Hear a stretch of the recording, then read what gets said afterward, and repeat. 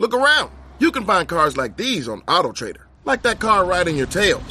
Or if you're tailgating right now, all those cars doubling as kitchens and living rooms are on AutoTrader too. Are you working out and listening to this ad at the same time? Well, multitasking pro, cars like the ones in the gym parking lot are for sale on AutoTrader. New cars, used cars, electric cars, maybe even flying cars. Okay, no flying cars, but as soon as they get invented, they'll be on AutoTrader. Just you wait. AutoTrader. Lowe's knows you take pride in every project. So take on what's next today with a free Select Craftsman hedge trimmer or leaf blower when you buy a 20-volt push mower. That's a $119 value on reliable, high-performance Craftsman tools you trust. For the power to do it all, build, repair, restore, maintain, go with Craftsman. Available at Lowe's. We help. You save. Valid through 5/21 while supplies last. Selection varies by location. You just realized your business needed to hire someone yesterday. How can you find amazing candidates fast? Easy. Just use Indeed. Stop struggling to get your job post seen on other job sites. With Indeed sponsored jobs, your post jumps to the top of the page for your relevant candidates, so you can reach the people you want faster. According to Indeed data, sponsored jobs posted directly on Indeed have 45% more applications than non-sponsored jobs. Don't wait any longer. Speed up your hiring right now with Indeed. And listeners of this show will get a $75 sponsored job credit to get your jobs more visibility at Indeed.com/kidsandfamily. Just go to Indeed.com/kidsandfamily right now and support our show by saying you heard about Indeed on this podcast. Terms and conditions apply. Hiring? Indeed is all you need. From the Fifth Quarter Studio in Madison, Wisconsin, you're listening to High School Hoops with your hosts, Steve Collins and Jake Stager.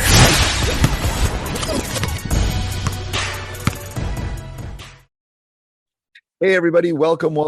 So excited you decided to join us today. Before we jump into the podcast, I'd first like you to go over and check out our other podcasts, High School Hoops, the 5-minute basketball coaching podcast, Funnel on Defense. Just finish this one first and then pull the car over or stop your run and go over and check the other ones out, download all of them.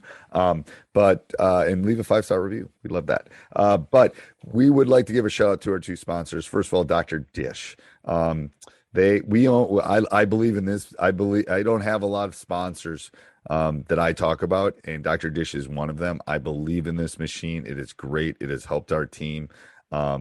You mention Coach Unplugged, and they'll give you $400 off. That's all. That's probably the best compliment I can give. Is a lot of people approach me about being me talking about them and being sponsors on here, and Dr. Dish. I believe in them so much that. That's why I do it. Also, go over and check out teachhoops.com for coaches who want to get better. It's the one-stop shop for basketball coaches. It is what I would have wanted as a young 25-year-old coach.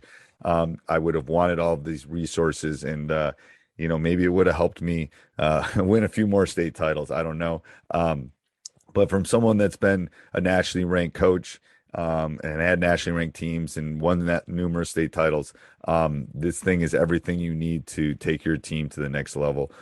We offer a 14-day free trial because we believe in it so much. Go over and check it out, and let's head off the podcast. All right, welcome to Coach Unplugged. Bill, I think it's episode, I have no idea. Oh my gosh.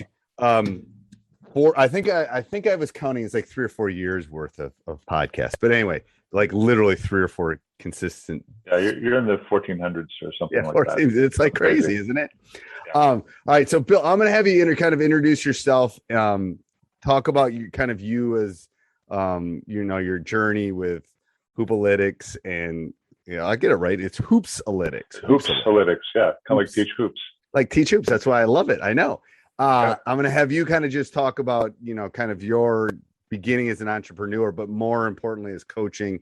And then, as obviously as a stats teacher, I love stats and I love all that kind of stuff. So that's kind of what intrigued me about this, but I'm going to have you kind of introduce yourself to the audience, and then we'll just deep dive into that. And I've got a laundry list of questions I got for you. So I will jump in. Okay. Yeah. So I'm Bill Dettering. I'm a basketball coach, obviously. It's my 10th year coaching. Second year high school varsity level. I currently coach in Truckee, California, high school girls. And previously, and actually as part of this, my other job is as a software developer and entrepreneur. So I've started 6 companies. Hoopsalytics is my latest one. And, all the companies I've done have been like computer and online and that sort of thing. And, as part of the principles of running these companies, especially in the internet age, as you well know, you can kind of measure everything and make data-driven decisions, right? So, Right. when you're advertising or, Google AdWords, all this stuff, you can basically measure the effectiveness of what you're doing and see what works well. You could turn off your Facebook ads when they're not working. I've done that before. Exactly. Yeah. And when they're working, it's like the unicorn land, man. When you get that one ad and it's working, it's like, man, it's something. Yeah. So explain the other company. Yeah, well, I mean, so the idea was basically to take this principle of running these companies and apply it to basketball, because again, you want to make good data-driven decisions. So previous to this, the company I started in 2014 was called Zingtree. And that's a company that lets you build interactive decision trees.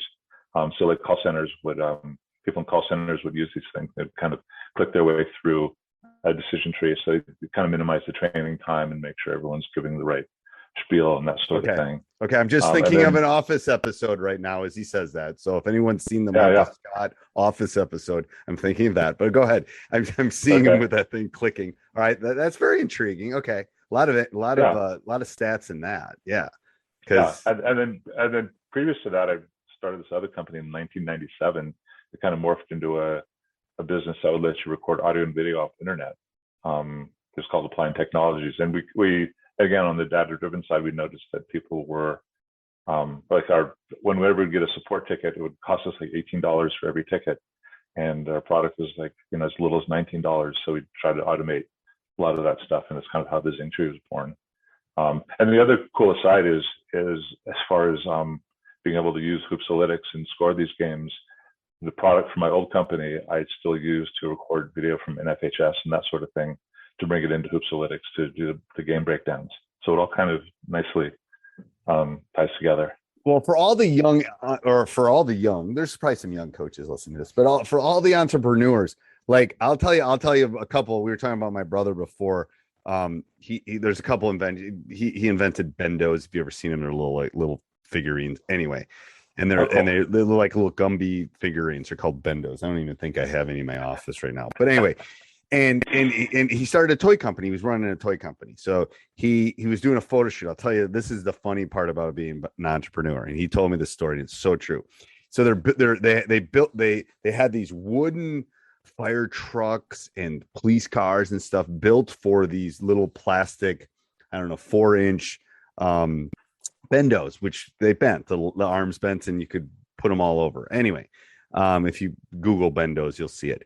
And as he's doing it, so he hires, this company to come in, and they're doing a photo shoot, and they have the young kid there with it, and the parents and stuff, and he's playing with the toys. Well, guess what? He's not playing with the bendos. He's playing with the bendos, not the wooden toys. And initially he was going to sell wooden toys. And he goes, "Oh, I don't have to do that. I'm going to sell these plastic things I made for the wooden toys." And then that's how bendos were invented. Yeah, isn't it? It's like, and it's the same thing. He invented he invented the rebound at the end of a driveway. There's basically lollipops, or there's those big plastic things. Well, he invented the rebound, which has a big metal stake, and you can put it in the ground even if it's frozen, and it will bend down and come back up when the plows hit it. Sweet. Yeah, isn't it? I mean, so basically what I'm saying is you found something. This is where Hoopsalytics was like, you probably saw something that was needed, and then, I'll pivot. And, that's probably I don't know, but that's probably part of the birth of this is you saw that and go, "Oh crud, something needs to happen." I don't know. Actually, the epiphany was I read some other article about defensive accounting and using something called Hello Sports Code, which is a $30,000 competitor to us. And I looked at this, and they had video link stats.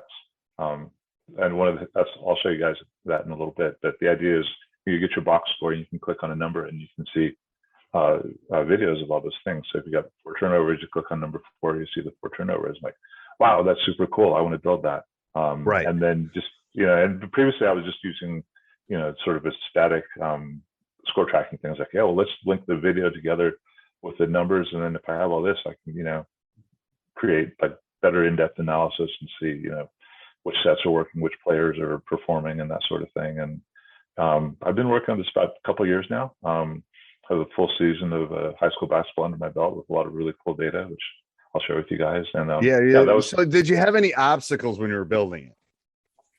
Like what happened? Was there a Saturday night at 3 a.m. and you go, oh, crud? Because I remember my programming days is like, oh, crud, like you hit a wall. Yeah, a lot of it just trying to figure out how to upload videos.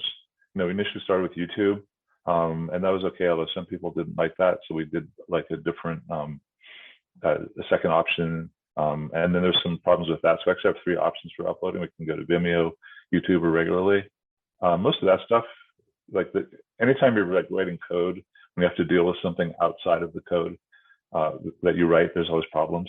Yeah. Like the integration. I'm a big fan of Vimeo.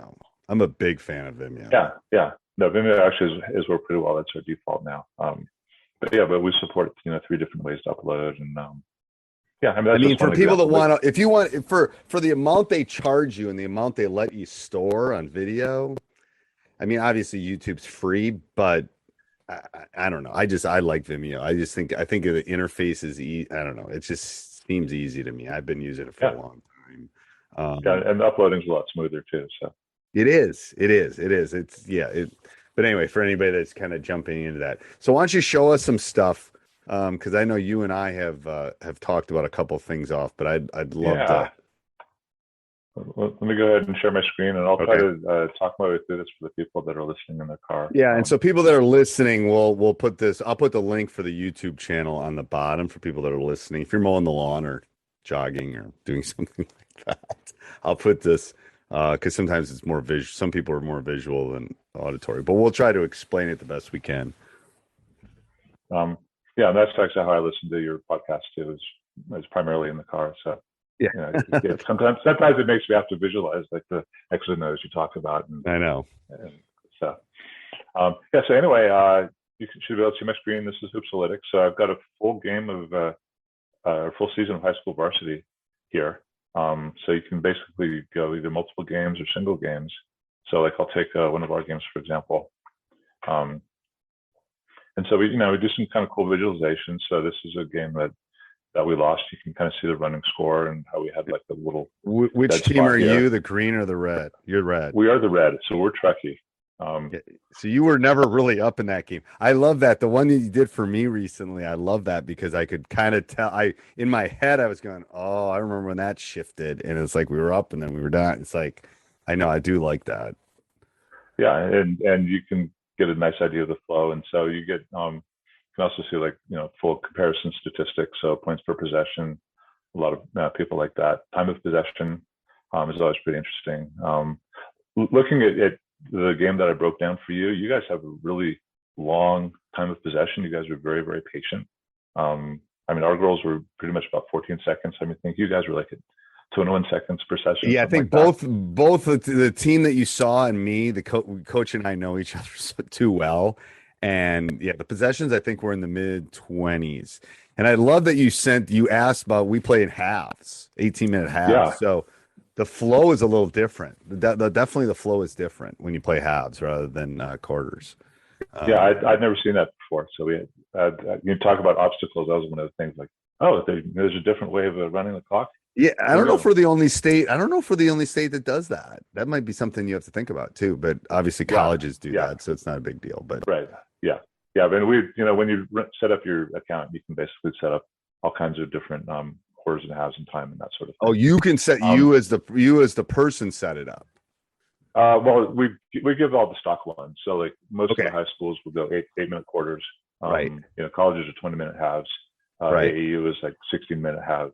You guys are the only 18-minute half, but we just added that to the program, and Okay. Now it's It's there not for hard. you Okay. and all your competitors. Right. Everybody in the state of Wisconsin. All right. There you go. And so one of the cool things you can do with this particular thing is you can isolate it on a particular part of the game. So this is one where we were, kind of getting shellacked.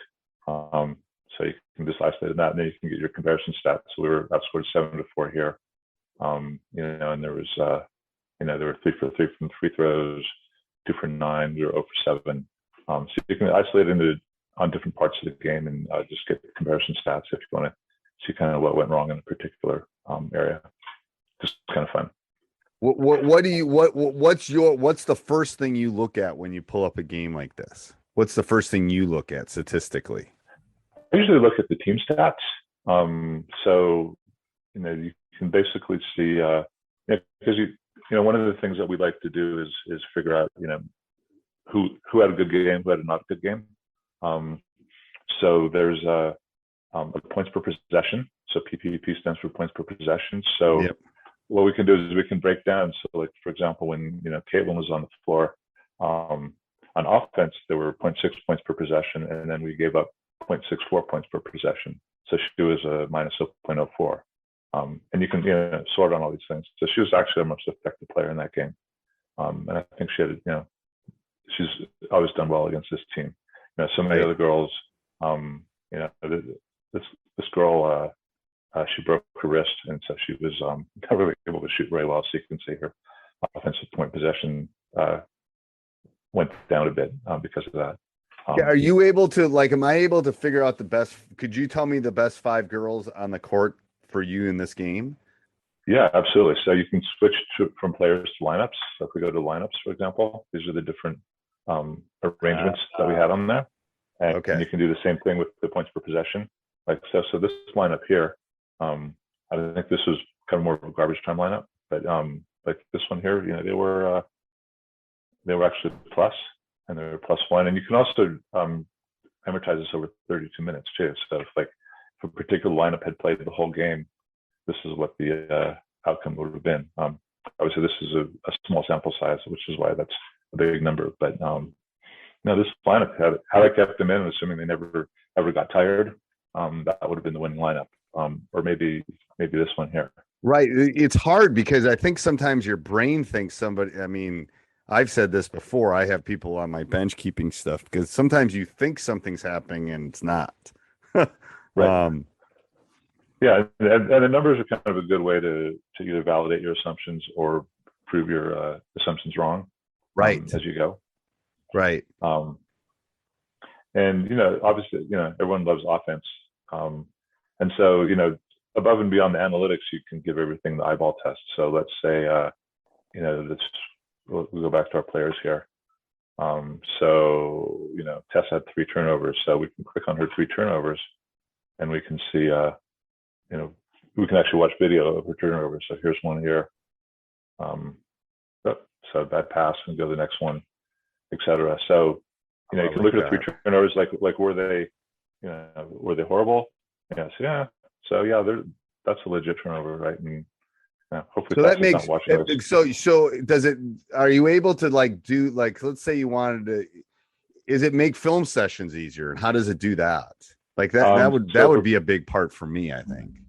Yeah. So what you can do with your film sessions as you're scoring, when we go back to our games, you can basically mark different clips as part of a film session. So if we go to games here, and so you can see we have clips and comments. So if we go to this one had a lot of good stuff here.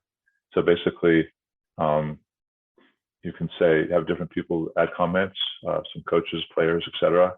Can allow your players to comment if you want, and then you can also say, are they about everybody, a particular person? So if you've got a particular girl you want to sit down with, or boy, and just look at their clips, you can, and then you can just go through. So like this team, so we're in red here. You can see how this girl is sagging here. So they obviously scouted us. This was one of our favorite sets where we high post it, and this girl was super athletic and she could blow by everybody. But notice how she's sagging here. So that was one of the comments that we had, for example. So I would sit down with our girls afterwards, and sometimes it's just for future reference, or other times it's for things that they can do better. And you can make Thumbs up, thumbs down. Like in this one, number 13 is like dribbling way too much, right? So Right. we don't really want that. And you see the comments here, and one more. So now we're trying to get our high post ISO, but there's no driving lane for her because the girl on the other side is wrong, in the wrong position. So stuff like that is super helpful. I remember when this is the second full season I've done this with. The first year I did this as a freshman boys coach. Went through afterwards, and there was a coach on the other team who had like a 30-year D1 coach, was somehow coaching freshman boys, and he had all these crazy inbound plays and sideline plays. It's like, okay, I got to remember these, so I can mark all these things and come back to him and like steal stuff from him. No, I like how really you can so let's say I have a play that's called double fist or something. So I love that you can kind of go into the program, and then when you're breaking it down, you can label things, correct? Exactly. Yeah. So for example, there's a coaching stat. So I can take like all the games of the year, for example, I can get coaching stats. And so we've got our different sets. We've got our different blob plays or baseline inbounds plays. So I can like click through that, and I've labeled all the different ones we have, so I can see how the outcomes go. So we've got this one called Jordan, which basically everybody runs. But for our outcome, it's 0.67 points per possession. It's about average with everything else we did. But again, I can go through and I can see, okay, let's see what the successes look like. And so you've probably seen this play before a gazillion times. Right? And there's it's America's play. I'm gonna reference it as America's play for people who are listening. It's basically the inbounder throws it in. You can run it out of a box or a low 1-4, and then the inbounder goes same side corner or opposite corner. I call it America's play because you see, it's that or screen the screener, probably the most common baseline out of bounds plays. Yeah, exactly. And we actually didn't do much screen the screener last year, so but looking at our competitors, they had some really good success with screen the screener, so we're going to add that in. Yeah, it's a hard thing to defend if you don't work on it. Like if you defensively, if you don't work on it, that's why, especially at the youth level and the AAU level, you tend to see it a lot. All right, so let's say I get this and I'm playing this summer, or I play next fall, and I got a game, and I kind of set it up, and you kind of walk me through it. How long for me to break down a game? The first one, and then by the end of the season. Like, so from November is probably different than March, but give me an idea of what you think the range is to break the game down. Yeah, and a lot of it depends on how much detail you want to add to it. You can add shot charts, which I think are really valuable. There's also rebounding charts.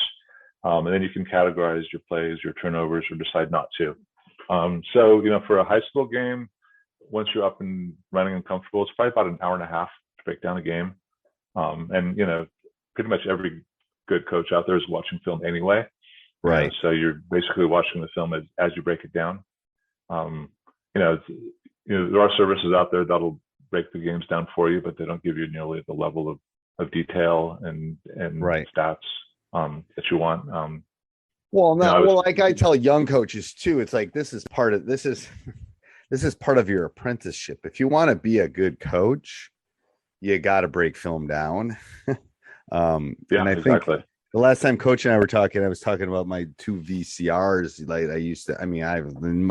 I'm cleaning my room right now in school and starting to throw VCR tapes out because I don't even know if I could buy a VCR anymore. But anyway, but I just remember, but part of it is you just learn so much. You learn so much by doing that. Like, exactly. In the old days, I was doing this with a piece of paper and a clipboard, and it was I'm getting a lot of the same things, but then I had to go do the statistics, the point, all that kind of stuff, longhand, because there wasn't something 30 years to do that, or at least that was affordable. And again, also having it connected to the video is really nice too, because the numbers are one thing, but you can click the number and watch all those events like assists or turnovers or rebounds. And because kids, you see the number, it's one thing, but you actually see the video behind the numbers, and it's like, oh yeah, I did have 7 turnovers, and there they are. and it's, and likewise, I think it's a great way to model with my parents too. Like if, parents are wondering why Johnny's not playing very much, it's like, well, come look at this, and here's the numbers when he was on the floor, and here's his 7 turnovers, and it's like, oh my God, Johnny really did have 7 turnovers. Johnny's open for a reason is usually what I have to say to the parents. Like it's Johnny's open because Johnny can't shoot. That's why Johnny's open. It's like, well, Johnny's open all the time. He's open, yes, because they're not defending him. Like, I'm going to defend him either. So you wrote something in one of the emails you sent me about free throws. Like, was it? Oh yeah. Like, what was that? Okay, so this is pretty cool. So, I've seen this on different different levels, where if we can also track rebounds. So you can basically say we'll show all rebounds, but on free throws. So if you look at the rebound locations on free throws, you'll see they're predominantly over on the left-hand side. So we can also with the opponents, kind of the same deal. There's a lot that come over here. And that was a really interesting little epiphany. And I have a theory why that happens. I'd love to hear that, because the sample's big enough. The sample's big enough too. He's not showing me like 3 dots. He's showing me a sample that's big enough that you can probably draw a conclusion. There's probably a regression line. Anyway, I won't get into the statistics behind it. Yeah. Yes, go ahead. But I think it's probably primarily more at the less skilled levels. But I think what's happening is when the kids are lining up on the free throw line, they're basically having their body right even with the nail, right with the middle of the free throw, right even with the basket. Right. And of course, your shot is coming from the elbows. You're a little bit offset. So I think what's happening when they're missing the free throws is they're hitting the inside of the rim, and they're bouncing off predominantly to the left-hand side of the floor. So they're not lining up properly. Have you done any diving into that with higher levels? That'd be interesting. Not yet. We actually have a full season of San Francisco College that we're going to analyze too. But I've seen this for both, our varsity girls opponents, us, and also for a freshman boys team. So anyway, probably a coaching point for all the coaches out there: make sure your kids are lining up with their shooting elbow on the nail rather than their body in the middle of the free throw, and you'll get slightly better results. Hey everybody! I hope you're enjoying the podcast. Some great tidbits coming up after the break here. But I want to talk about Hoopsalytics a little bit. It's an affordable, I can tell you that, pro level stats and analytics system for anybody. And like I've said, and I've told Coach this a couple times off the air, it's everyone should be using or breaking film down. There's lots of things that do it for you and are very expensive, but it provides you with all sorts of statistics, which we're talking about in the podcast. But they're coaching stats. They're ones that talk about schemes and talk about whether things work versus man or zone, and then coach kind of sees how it works with the funnel down defense and all of those things. But it's a great way to look at your team, to break your team down, and obviously as a stats teacher, it's a great thing. It's the same system as pros use or high level high school teams use. And there's a special deal. You go, I'll put the link down below. But it's Hoopsalytics /teach. And there's a discount code in there. Teach 22 will get you 25% off, which will be good. And you get a free game. You can test it out. You can kind of kick the tires, kind of like in teachhoops.com, and I think you'll enjoy it. So go over and check it out. We only endorse products we really like and have used, and this is a great one. So go over and check it out, and let's head back to the podcast. Interesting. Look around. You can find cars like these on AutoTrader, like that car riding your tail. Or if you're tailgating right now, all those cars doubling as kitchens and living rooms are on AutoTrader too. Are you working out and listening to this ad at the same time? Well, multitasking pro, cars like the ones in the gym parking lot are for sale on AutoTrader. New cars, used cars, electric cars, maybe even flying cars. Okay, no flying cars, but as soon as they get invented, they'll be on Auto Trader. Just you wait. Auto Trader. So you really want to put your better rebounder on the left block, probably. Yeah, or what you could do is have like sort of run a little screenplay. If you're if your team is shooting, just screen the one person on the right side and have the other person come around to the left to try to get the offensive rebound. Oh, interesting. Yeah, I'd love to actually do that deep dive into that college team. That'd be interesting to see if that was if there's a tendency, because if it's substantial, like maybe 53-47, or I mean, if it's statistically significant, would be the question. Is it interesting? I've never heard that. All right, there's your golden nugget for people listening. Something to think about. Something I've not thought about, which is unique. That I usually think about most of this kind of stuff. So let's talk about funnel down and how that kind of came into our discussion when we started talking about that, because I think this is very intriguing to me. Yeah. So what you're seeing on the screen now is our shot chart. So we charted like 2,400 shots during the course of the season. And actually, before we get to funnel down real quick, one of the cool things you can do with this is you can filter on distance. So, analytically minded, I hate the long two. So what you can do with Hoopsalytics is you can basically say, okay, show me all the 2-point shots greater than a certain distance. So we're showing everything outside of 16 feet. And then you can see either the team or individual players, how they're doing. So like my one girl was 1 for 15 on long twos. So, we got to a point in the season, it's like, don't shoot that shot anymore. I hate telling people not to shoot a shot that I feel pretty good about. Yes. If you're 1 for 15 from long range, don't do it. So I think that's pretty helpful because, again, can you go the other way? Can you go, you can pull those dots together too, or not? Or you go one way or the other? What do you mean as far as for the green? Yeah, over there. Can you do from 12 feet to 21 feet? Sure. Yeah. So you can go from 12 to 21. Again, 2-point shots are always going to be inside of a particular range. Right. 12 to 21. So because you kind of want to, like when we get to talking about funnel down, you want to exclude like the layups and that sort of thing. Right. But you can also, again, do details. So it's like, okay, let's look at the catch and shoots from 12 to 21 feet. And how did they do? So 24%. One of the other epiphanies I had about my team this year is we were horrible at jump shots, like 8 for 73, so 11%. Even like closer in, we were still pretty bad. 10%. 0 for 10, 0 for 6, 1 for 13. I think at one point in the season we were 1 for 38, and we started working on it and practiced a little bit more. And I guess I took over from another coach, and I guess he just never had the girls practice jump shots. Well, you won't be very good at it if you don't practice it. Yeah. Yeah, exactly. But we took a lot of them, and obviously most of them didn't go in. And our opponents were, a lot better, like 25%. So again, that's the stuff that you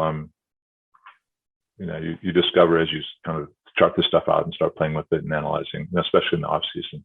Well, that's where it kind of funnel down came too. It's like I just want to keep people. We run it different ways where we don't let them reverse it, or we trap in the short corner, or we keep them on a side. But I think, and what happened is I started seeing things that look where they're hitting the shots, look where they were killing us, and look where they weren't killing us.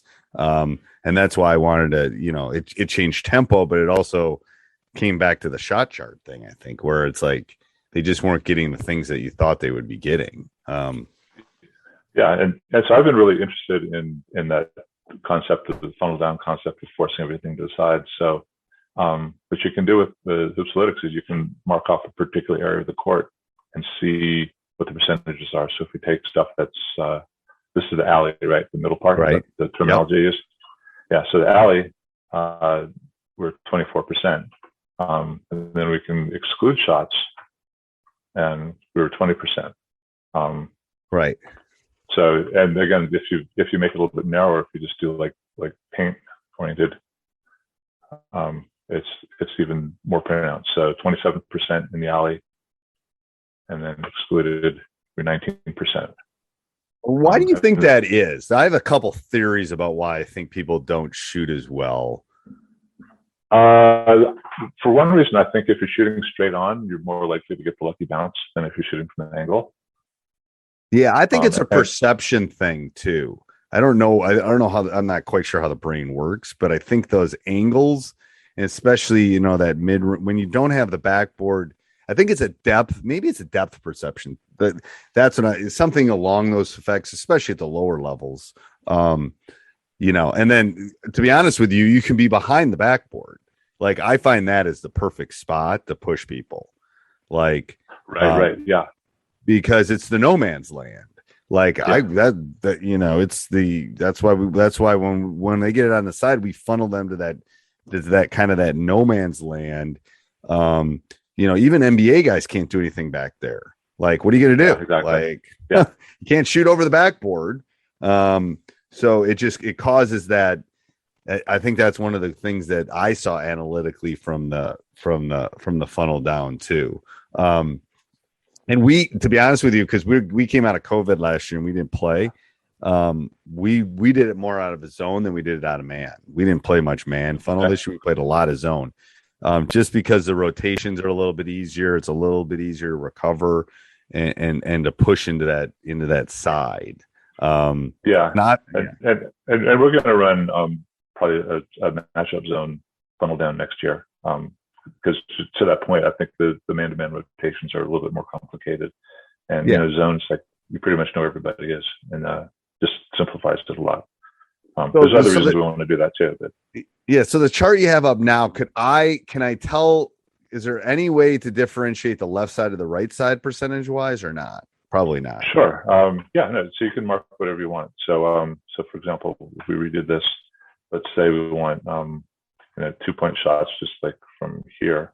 Yeah, and I'd want to mark know up that. whatever you want. Yeah. Okay. So like 22% from the left side, and then and again, this is kind of rough, but 18% from the right side. It's kind of interesting. I don't know. That is interesting. That's usually not the case. And then if we look at 2-point shots, so 17% from here. Okay. And then if we look from here, again, these are outside of a certain range. Right. So that looks like the right side is worse than the left side. Yeah. And usually that's not the case, especially at the lower levels. There's obviously more right-handed people. Usually you push them left, it helps. But that's why the kids can't dribble left, but I think it's harder to shoot a jump shot going right than it is going left, at least for me. Yeah. Yeah. I wonder why that is. Yeah. Yeah. So there you have it. Yeah, that's a substantial percentage points. That's 5 or 6 points. Yeah. Did you find anything as far as rebounding and stuff that you were able to use effectively, other than the kind of the free throw thing? Yeah, the free throw thing was the most effective. Obviously, this is still a work in progress. The next thing I want to do is correlate the shots to the rebounds. So, for example, when you're shooting like from the left-hand corner, they say that most of the rebounds go opposite, but it'd be kind of cool to actually really do that with real data, and especially at the level we're at. Apparently 70% of the rebounds go weak side. Right. From what I'm told. But just being able to see that, and again, it might even vary from shooter to shooter too. There might be some. And I don't know if you can find. I've looked for recent statistics on that kind of stuff, and most of it's pretty old. Yeah. Some of it's pre 3-point line. Some of the statistics I can find on that. And to be honest with you, rebounding is one of those things that if you watch the Bulls documentary, Rodman would just have somebody come in and miss shots so he could learn how to read the bounces. So there's a little bit of a knack to that, but you're right. It's like, how often does someone shoot that elbow, not even the elbow, maybe the wing shot, and it bounces right back to him? It never bounces back to him. It bounces middle, it bounces weak side, it bounces. So yeah, no one's really done that deep dive. That would be that would be an interesting thing to dive into this on, to look at a little bit more, especially for my team, I think. Yeah. And okay, I'll get started working on the update. Yeah, one update and boom, there you go. I know you asked a question in your notes too about screening and stuff in the funnel, Don. I switch everything. I just think it's easier. Okay. Even if we're in the matchup. That sort of makes sense. And I guess, so yeah, we want to run a 1-3-1 funnel down with the matchup zone. Okay.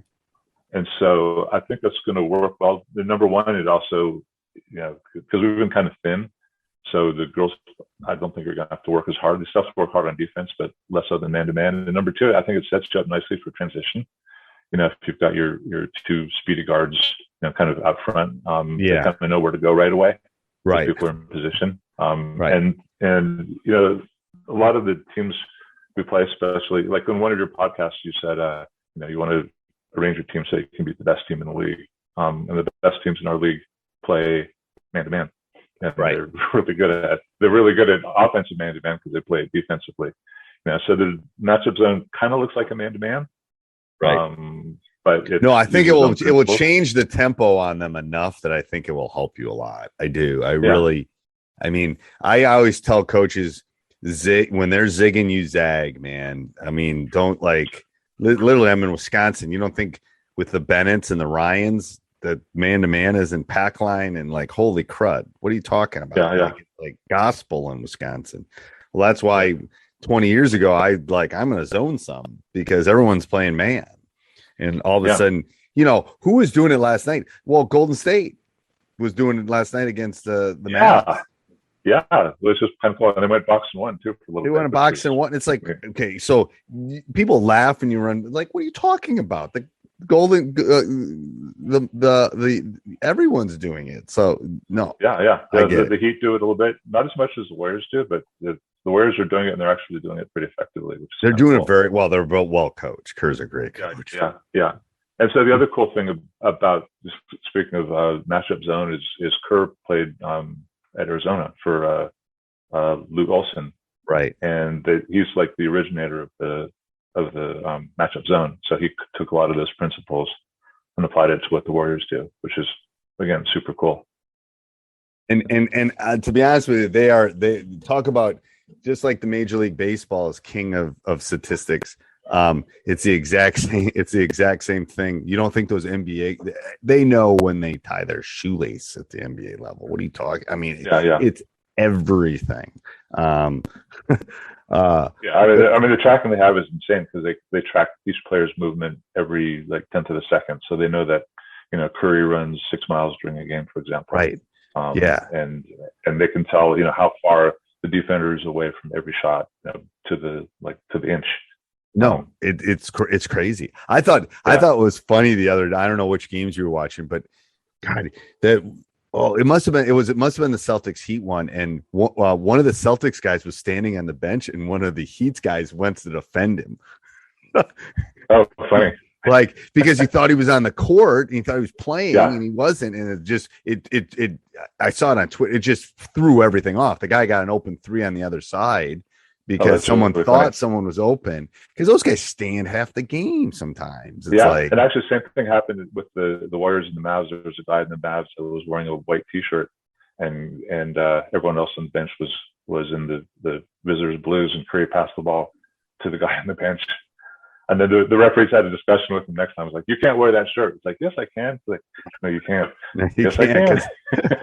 It looks like a thing. All right. Are there any other key and I'll put a link for people listening and stuff and in the car. I'll put links down below so you can get connected with the coach and there's you can try this out. This is, like I said, you can try this out. Coach will even set up a call with you and walk you through some stuff. But you can break a game, all that kind of stuff down. You can see all the stuff. I think you have some examples I was looking at lunch today too. So if you go to hoopsalytics.com, there's no N in there. It's just hoops, ALYTICS. Yeah.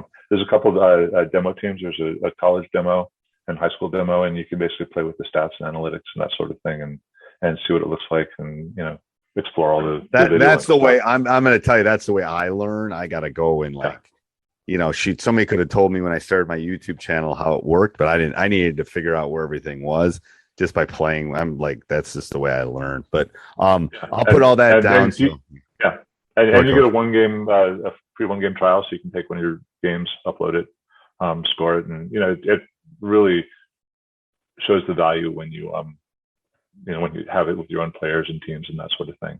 Right. I mean, that's the kicker. Is I mean, Coach and I were talking about the 1 game I did, and it's like the two coaches that know each other, and it was like nobody made many mistakes, but it's like, that's when you learn, like, remember that, and there, and that happened, and all those things. And your game was really interesting. I mean, your team had 4 turnovers in the whole game, which is remarkable.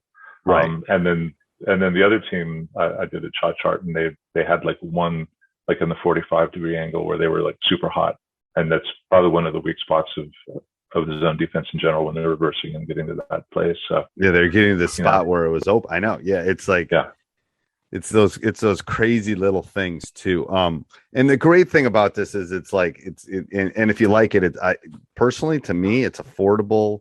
That's what I love about it. It's just, it's you're not charging somebody $6,000 for synergy or something else, all these other things that are out there. I mean, it's similar to sports code, which the colleges are paying like $30,000 a year for. Right. And you can get this for $99, and I'll give you a discount code too that you can share with your people, which will make it like $79. So again, we're trying to get as many people using this as possible and getting feedback, and because there's lots of things you can track. You can actually custom track things, like for your games, we started custom tracking post entries, right, ball reversals, because I know they're pretty important for you. So, when you look at your game, you can see, hey, we have 15 post entries, and you can watch them and see how they did, and how many passes were out of the posts and all those kind of things. No, yeah. I mean, you can basically track anything you want. We give you some stock things, but if you're interested in ball screens away or missed box outs or whatever, all that stuff, you can dives on the floor, you could probably do something like that. Exactly. Hustle stuff, tough that most stuff doesn't have. That's what I love.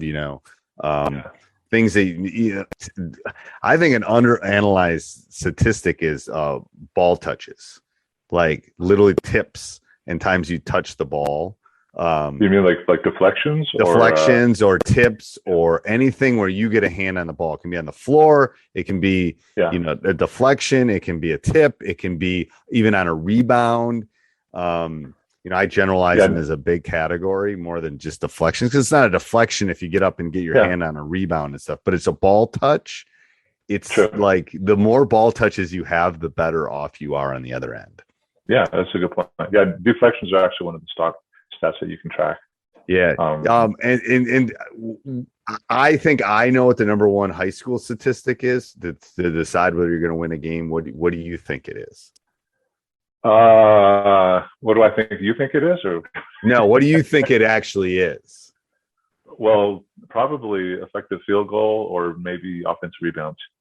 Yeah, I would say effective field goal percentage or turnovers at the high school level. Turnovers is another one, yeah. Yeah, I would say it's I mean, from someone that's done it, I mean, again, purely observational, but I think I think effective field goal percentage is probably maybe one, but 1A would be turnovers. If you turn the ball over, you can't win. I mean, you better be a lot better than the other team if you turn the ball over. There's this one thing that you'll see when you're looking at stats called the 4 factors. There's a guy named Dean Oliver that wrote a book in like 2004. Great book. Basically analyzed a lot of games, and he said, okay, these are the 4 things that determine whether you're going to win a game or not. And I think offensive rebounds, effective field goal, turnovers, and I think trips to the free throw line was the other one. If you win all 4 of those, you're like 98%. Yeah, you don't lose. Sure, you're going to win the game. Yeah. And the free throw ones, part of that is aggressiveness, I think. I've thought about, like, you tend to get to the free throw line when you're the aggressor. you're attacking, you're pushing, if you're just shooting threes and you're not going to shoot many free throws. Like, so I think it's an interesting, but it's, is it Basketball on a Napkin? Is that the name of the book? I think it is. Basketball on Paper. Paper. Yeah. Yeah. And that's actually with one of your links from the newsletter. That's one of the books that you have on your Amazon store. Yeah. I love that. I love that book. Yeah. It's deep though. Like you got to be a little bit of you got to be, I could send you an article that's easier to read than that book. That book's. Yeah. I haven't gotten all the way through it, but I've gotten to the meat of it. And, but yeah, again, if you're a numbers guy like you and I, all this stuff is super interesting. And again, it's just tweaking your schemes and your practices and everything. And it's the Moneyball approach. It is. It is. It's Moneyball. That's what I say. It's Moneyball for basketball. It is. Yeah, exactly. All right, Coach. We'll do this. And actually, just one other quick shout out. I mean, as far as Funnel Down goes, I bought your Funnel Down package, and it's going to be super helpful. I mean, the concepts are pretty simple, but just being able to figure out how to teach it properly. Yeah, the breakdown drills anywhere else. Yeah, the breakdown drills are great. The sequential stuff, because to be honest with you, so for people listening, that it's hard for them to know that someone's going to, when you funnel hard to the baseline and you funnel and you don't let them reverse, it's like a 10-degree rotation of hips that is unbelievably hard for them to get. But once they get it, it freaks teams out. And what would be interesting from a statistical standpoint would be when we ran it well, we didn't always turn people over, but we sped them up and they took quicker shots. It would be interesting to see that time thing. But when we were tracking it, it's like, rather than a 18-second possession, they were at like 12 to 10, which means we were getting them to go faster and they were taking shots that they didn't necessarily want. Will they hit some of them? Yes. But it's again, like you saying, going into the zone rather than the man, it's getting them out of that comfort zone, I think. Yeah. And they see that baseline wide open. It's like, oh boy, I can go hit that shot. No, it's like opening the door. There's the center. Yeah. It's the Willy Wonka of them. Like, you see, you're opening the door to the candy store, and especially at my level, when you tell them go ahead and they see a lane, it's hard for them to pass that lane up. Like, exactly. It's like, here I go. It's like, and then, if you've watched NBA, it's like giving Giannis, when you give Giannis a lane, he goes. Well, then guess what? Smart steps in and takes the charge, and flops. And anyway, don't get me started. Yeah, and a lot of the NBA teams are also forcing baseline too. You'll notice they're always hedging and letting them go baseline and stuff. And I talked, and I have a former player that plays for the Bucks, and he said they try to get him behind that backboard because it's a defender. Yeah. Because it's like, whoa, what do I do at this point? But I mean, even just keeping them out of the middle, and there's basically one passing angle on the side and two on the middle. So it works so well. It works so well. Yeah. I will put a link down below. And for everyone that's listening, and you can go check it out. And if you have any questions, you can email me at steve@teachhoops.com. Bill, give your email too, so they can reach out to you. Bill at hoopsalytics.com. So hoops, ALYTICS.com. Yep. And I'll put that down below in the show notes too. Okay. Sweet. All right. Thanks, Coach. This is really fun. I hope we get to do it again sometime. Oh, we'll do it again. Once I've done some fishing this summer, we'll do it again. I got to get out and go fishing. All right. Thanks, Coach. This podcast is part of the Sports Social Podcast Network.